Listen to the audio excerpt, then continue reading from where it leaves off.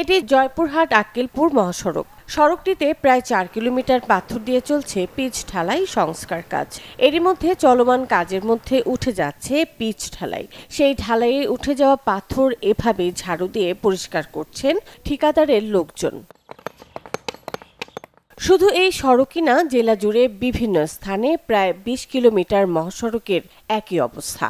এরকম কাজগুলো তো আমাদের ক্ষতি, আমাদের চাকা নষ্ট হয়ে যাচ্ছে। সেদিন দেখলাম একটা চাকা বাস্ট হয়ে গেছে, আবার চাকা পাথর ভরে একেবারে আপনার চাকা ফাটে গেছে। পিচ যেভাবে দিচ্ছে হলো গাড়ি স্লিপ করলে এখনই উঠে চলে যাচ্ছে। একটু স্পিডে যাওয়াতে আমার বাচ্চা আর আমার গাড়িতে আসে সব পাথর মনে সিটে মিটে আসে।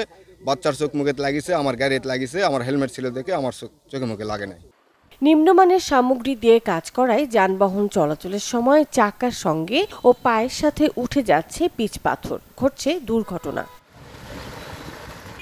এত কিছুর পরও নির্মাণাধীন ঠিকাদারি প্রতিষ্ঠান ভূয়া কনস্ট্রাকশনের দায়িত্বরত ম্যানেজার বললেন, নিয়ম অনুযায়ী চলছে তাদের সড়কে সংস্কার কাজ। ওই রোড ক্র্যাকটা যাতে বন্ধ হয়ে যায় বিটুমিন দিয়ে, আর যেটা উঠে যাচ্ছে ওটা তো মনে করেন যে আমাদের এটা যেটা বিটুমিনের পর যেটা বসবে সেটা উঠবে না, তার উপরে যেটা থাকবে সেটা উঠে যাবে, ওটা তো এক্সেস পড়ে যাচ্ছে, বুঝছেন।